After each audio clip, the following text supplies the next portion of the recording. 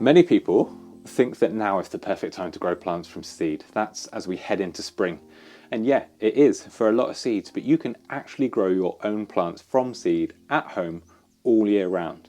You just need a bit of knowledge to help you have the best success. So this video is my attempt at giving you all the knowledge about soil, seed type, watering, light, temperature, and how long you expect to wait from sowing a seed to having your own plant grown from seed at home.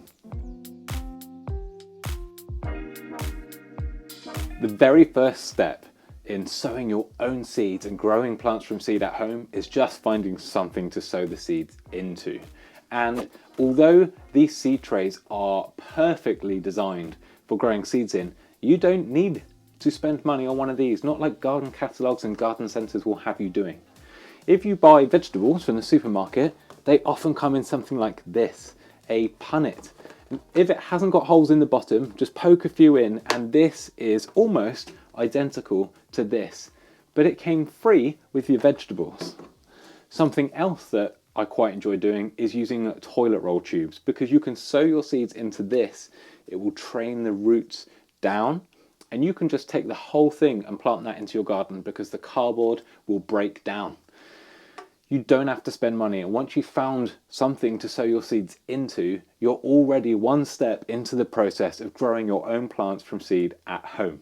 So you've got something to put your seeds in, but you need some soil, some compost. Now I would recommend buying some seed compost, which is a specially formulated mix that is available from most garden centres, or you can buy it online. And it just means it's got a small particle size, which is easy for young seedlings' roots to become established, and it's low in nutrients, which is perfect for seeds because they've got all the food they need inside of that seed capsule. You're only going to need nutrients when you're trying to grow those young plants on. So you've got something to sow your seeds into, you've got the soil. Next, you're going to need your seeds. Now, my tip for seeds is just find somewhere that's got a good reputation and buy as freshest seeds as possible, because although seeds can be stored for a long period of time in the right conditions, their viability, that's their chances of successfully growing, tends to decrease over time. So fresh seed is the best possible thing.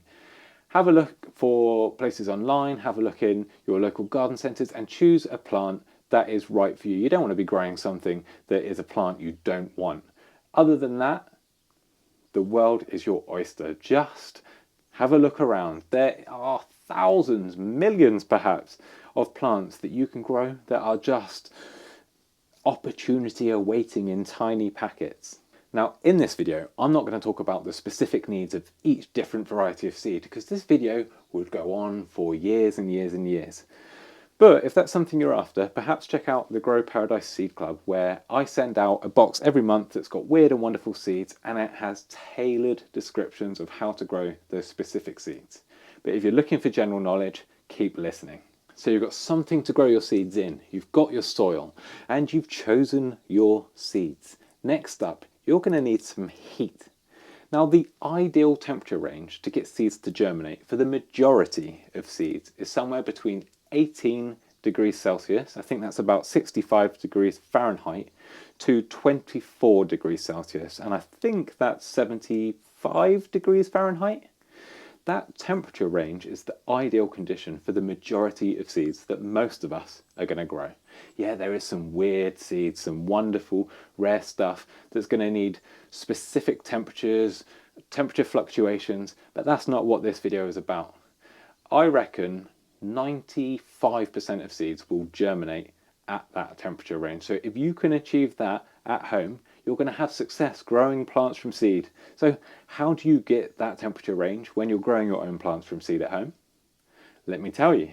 The most basic, low cost and accessible way to get that temperature range to get your seeds to germinate at home is just to use a sunny windowsill.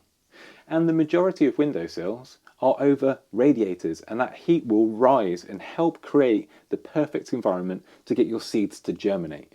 Now, if you are going to use a sunny windowsill, I recommend sowing in spring because there are more daylight hours and that sun is warmer.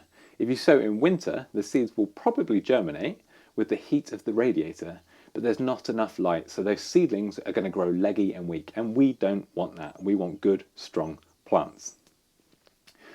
Now, if you're looking to invest a little bit of money, try buying a heat mat. They are relatively low cost and they are available everywhere. And a heat mat is just something that you plug in, and it's a waterproof mat that you put your pots or seed trays or mushroom punnets or toilet rolls on top of, and it's just going to generate heat in the soil and in the root zone. So that's going to create that ideal temperature range to get seeds to germinate for you at home. Now, if you've got a heat mat, then you're going to be able to grow seeds over a longer period throughout the year, because you can control the temperature or give extra heat at any time of the year, which is ideal. Now, the next step up is to spend a bit of cash and get something like a propagator. That is a sealed environment with a heated base, a heated propagator, I mean. It's got the heated base and you can control the temperature. Now, not all heated propagators have specific temperature controls, but when you spend a bit more money, you can get something where you can control. I want this to be 18 degrees today. I want it to be 24 tomorrow.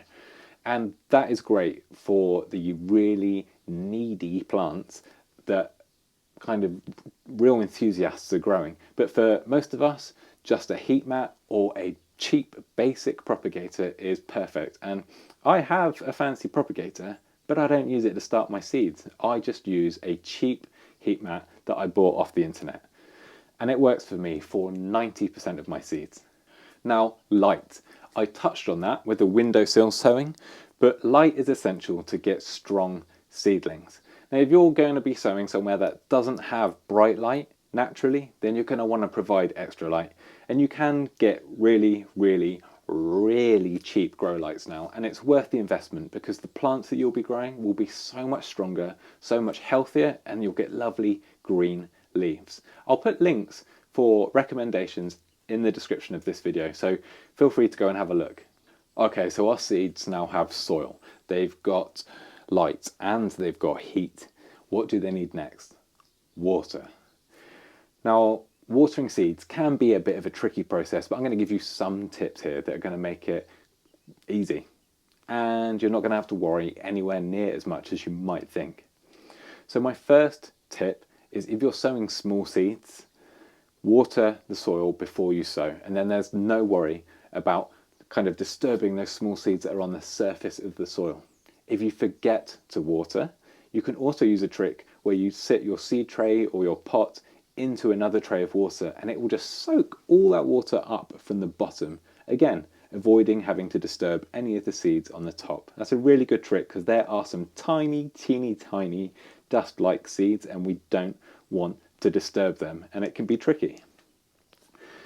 With larger seeds, and any seeds if you're watering with a watering can, make sure that you put the rosette on the end of the watering can that dissipates and makes kind of small water droplets when you're watering. And a personal tip from me would be to start watering away from your seed tray and then gently sway the watering can left and right over the tray and get a nice even watering. That way you're just avoiding kind of that first glug of water again landing on your seeds and just chucking them everywhere. It will save you a world of pain. Now, once you've got your seeds in, you can also use a spray bottle, especially for small seeds, just to water over the surface, and that will be enough just to keep the surface of the soil wet. Because with seeds, unlike big mature plants, if they dry out, especially seedlings that are germinated, there's not enough mass in that plant to hold water, so they are much less likely to recover when you water. They're going to shrivel up and die. So how can we prevent seeds from drying out and young seedlings from drying out? We don't want to be checking them every hour. My tip would be to wrap them in a clear plastic bag or put a sheet of clear perspex or glass over the top. And that means that all the water that would be evaporating away because of the heat that we're providing stays in that environment, and it creates the perfect, warm, humid environment to grow seeds. And so many seeds in that temperature range and in that environment that we've just discussed will absolutely thrive, and you should get germination in no time at all. What is no time at all? For me, the majority of seeds for the plants that most of us are going to be growing, I'd say 2 to 6 weeks is a pretty good gauge from the time that you will see the first signs of germination. Now, the germination after that first kind of pioneer seedling pushes up through the soil can be erratic. Not everything in the seed tray or in your pot is going to germinate at the same time, so be patient. Don't pick out the one seedling and then throw the rest away. Patience pays off, and especially with growing plants from seed, patience is a skill that you will learn, but it will pay off, because when you're sitting under that beautiful tree in your garden that you grew from a tiny seed, you can be proud and sit there smug knowing that you did this and it didn't cost you hardly anything at all. When should you be sowing your seed to grow plants from seed at home? Now I'm going to split plants down the middle, and I'm going to put annual plants on this side and perennial plants on this side. Annual plants are plants that sow, when you sow the seed, they will complete their full life cycle in one growing season and then they will die. Perennial plants will start from seed and they'll just get bigger and better every year and survive. I would sow annual seeds in spring, and that's going to give them plenty of time to live that full life cycle in the growing season. If the annual plants are a little bit slower growing, sow them in late winter and you're going to give them a bit of a head start there, maybe 2 or 3 weeks extra time to really get going. With perennial plants, I would recommend sowing them in summer or autumn, because that's going to allow them to have a head start in the following growing season, because hopefully you'll get them to germinate, get them through winter, and then they are away and flying the following spring. But bear in mind that some perennial plants are tender, and that means that they won't like the cold conditions where you are growing your garden. So just be prepared that you're going to have to provide the warmth to get these perennial plants through winter. So there you go. That is my generic set of tips that are going to give you the best possible chance of being able to grow plants from seed at home. And I'd actually love to hear what plants you've already grown from seed, or if you've got a dream plant that you want to get seed for and you'd love to be able to have a chance to grow. Hit subscribe if you found this video useful, and actually all of this talk of growing plants from seed is getting me inspired, and I've got some spare banana plant seeds, so I'm going to go and sow those now. I will see you in the next video.